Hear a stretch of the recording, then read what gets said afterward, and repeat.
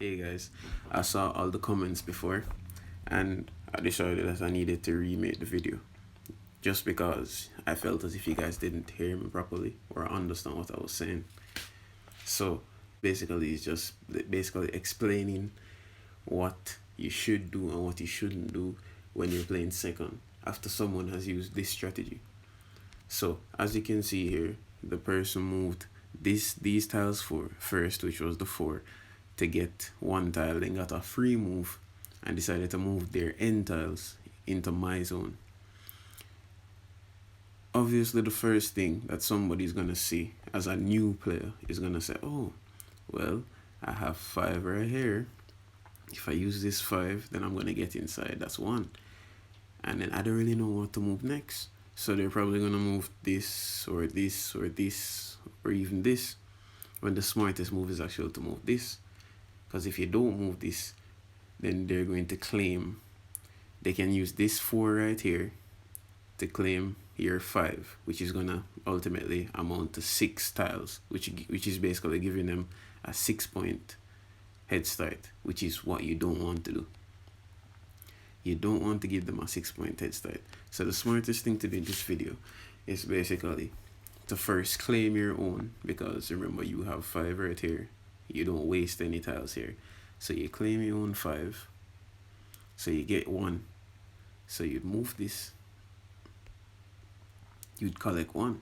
You get a free turn. You realize that there's a free space right here, right? But there's no way that your opponent can get this 6 right here. So which one should you actually prioritize? You should prioritize on the 5. With the 5 right there, he can easily get that with the 4. And you don't want him to get that 5 right there. If he gets that 5, then it's an advantage. Why would you really want him or her to get that 5? That's just wrong. So what you need to do is prevent them from capturing any tiles as much as possible. So what's going to happen now is that I'm going to move this 5 out of danger. When I move this 5 out of danger, I'm going to come all the way here. But I would have hair free and they can't attack me or get anything at all. The next move of the opponent now would be probably, because keep in mind that none of my tiles have reached over this side. So what's gonna happen next is that the opponent has to either bring these 4 here or bring these 4 here, or if they're dumb enough, they'll bring over these 5s. If they bring over these 5s, then all you're at is a better advantage. So yes, now I'm going to move over these 5 right here. Before we move the 5, I just like to tell you guys that I have other mancala videos on my channel, and you guys should check them out so that you don't miss anything. I'm going to make another video explaining the do's and don'ts in mancala, not just a particular strategy, because what I'm doing right now are strategies. I showed you guys how to start a game so that you're at an advantage, which is what this opponent used right now. But I realized that most of you guys are complaining about your friends using that same strategy on you after seeing the video. So I'm trying to show you how to counter that. And then I basically just explained to you that you shouldn't believe in any space. You shouldn't believe in any pieces beside an empty place, beside an empty basket that your opponent has, because it's prone to get captured. You don't want to get your pieces captured. So that's a no-no.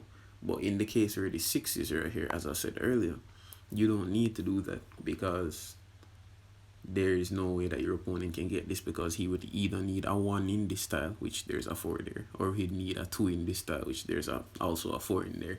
So you forget about this for the time being. What should be prioritized? The 5 right here. So when you play mancala, you should always look. And before you play, this is a tip. Before you play, always ask yourself 3 things. What is his best move?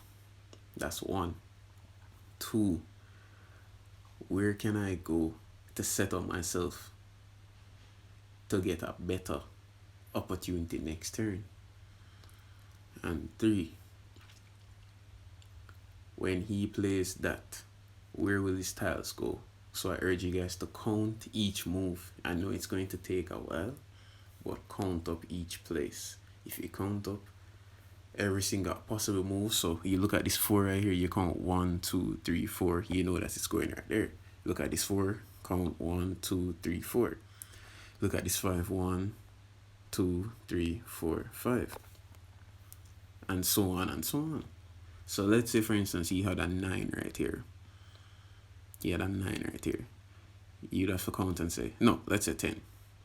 You'd say 1, 2, 3, 4, 5, 6, 7, 8, 9, 10. So let's say that this was empty and he had a 9 right here. No, he had a 10, sorry. So let's say he had a 10 right here and this space was empty. You had about, you had 5 in here. You would have to move this 5 because after counting this 10 right here, you'd say, oh my God, if the opponent is smart, they're just going to move the 10 and it's just going to come around like 1, 2, 3, 4, 5, 6, 7, 8, 9, 10. And then he captures these and you wouldn't want that to happen. So yeah, you have to count before you play so that they don't catch you off guard. Make sure you look at the best possible plays and look at their best possible plays and try to counter that. So yes, I hope that this video was helpful. And another thing is that when you're counting, please do not count your basket in it. The only way you count your basket in it is when, or your home base in it, is when it's your play. So you're counting your moves. So when you're counting your moves, let's say you're counting the 6 right here, you'd be like 1, 2, 3, 4, 5, 6. Yeah. But if it's your opponent's card you're counting, you only count their home place. So that'd be, let's say you're counting 10 right here, right? 1, 2, 3, 4, 5, 6, 7, 8, 9, 10. Don't count your basket. So yeah, consider subscribing, leave a like and a comment below. Thanks.